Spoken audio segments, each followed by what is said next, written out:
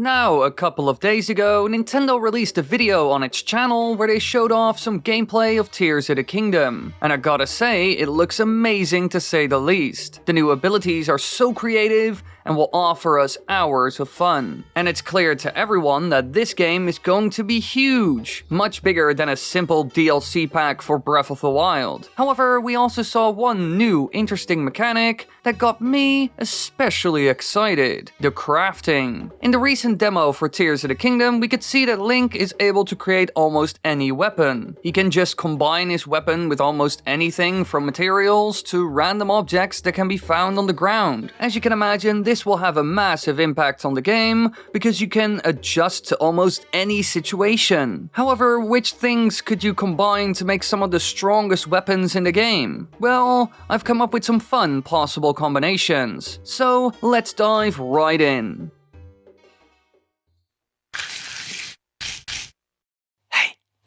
Be sure to check out wily.gg if you're in the market for any games, and use code WILY to get 5% off. Now let's continue with the video. Number 5.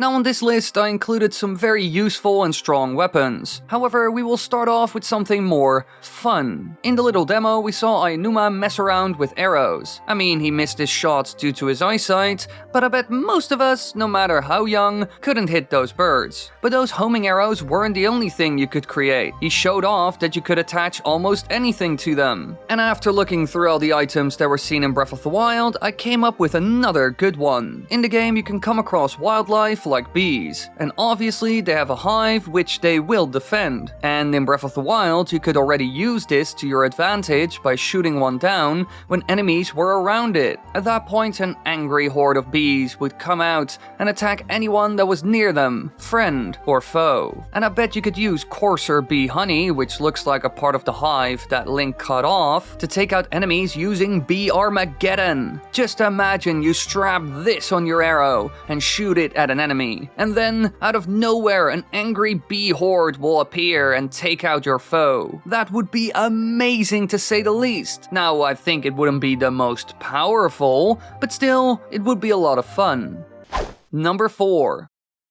Now, while messing around with arrows is fun and all, it isn't the only thing you can use in the game. You can combine almost anything with your melee weapon, shield, arrows, etc. And I got a good idea for the shield. Now, the puff mushroom used in the gameplay demo was also really cool, but it didn't really make the shield any stronger. And so my idea is quite simple. Why not add a massive stone to the shield? This might make it almost unbreakable, while it can stop almost any attack, even if the shield is made of wood, which is normally weak to stuff like fire arrows. Now, I'm not sure if it will actually work like this, but still it would be interesting to see if it could work, because if it does, you can do this the whole time. There are stones everywhere, and so you can turn almost any mediocre shield into something pretty good. And we've all been in this situation. You don't always have good and durable shields on you after all, but we will see if this is even possible. Number 3. Now, when I was scrolling through all the items that you can find in Breath of the Wild, I came across one that would be amazing for making a killer weapon. If you use a long stick, or even multiple, and combine it with a Lionel horn, you can make an incredibly powerful spear. The description of the item even says, it's exceptionally hard. So hard that most blades cannot scratch it. So if you use this to create a spear with, you know, the horn is the point, then I bet it would have pretty good durability and amazing damage. I mean, it's relatively hard to get those horns, so they have to be pretty powerful, right? It only makes sense in my opinion. And as far as I could see in the trailer, you can use all kinds of other pointy objects to make spears, so the Lionel horn would be a good fit as well. Heck, in the video when Aonuma puts the key's eye on the arrow, you can even see multiple new spear and arrow points, so it must be a thing in the game. Number 2.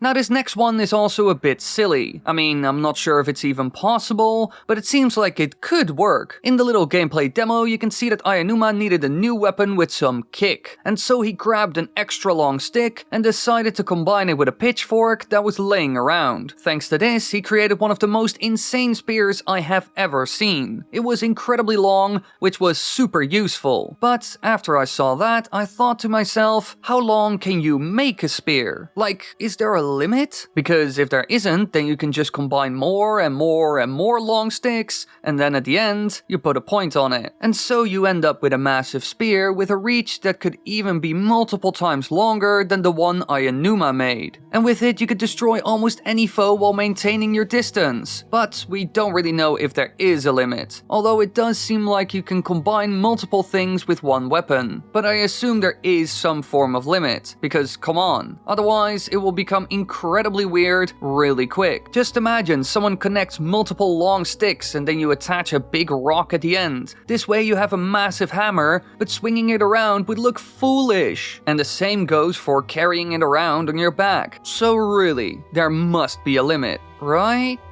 Number 1.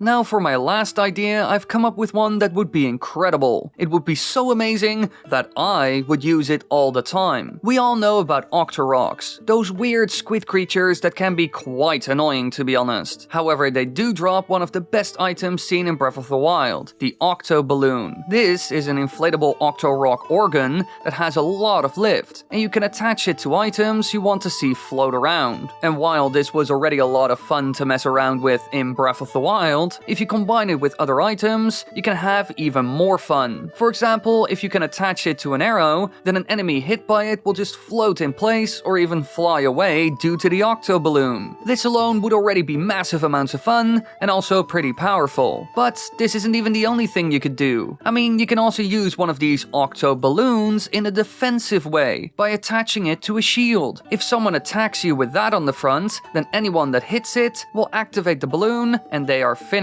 This would be hilarious and also a really good defense. I mean, at that point the balloon makes either the enemy itself or its weapon float or fly away. So it's perfect. And personally, I will try this as soon as I can in the game, because I bet it would be very funny to see a bokoblin float all the way up into the air and then all of a sudden it will fall back to the ground. Because as we have seen in Breath of the Wild, they always burst. But be sure to let me know in the comments down below what you would like to see in the game and what you will do first. And be sure to check out some of my other Tears of the Kingdom videos. They are pretty good. Thank you all so much for watching.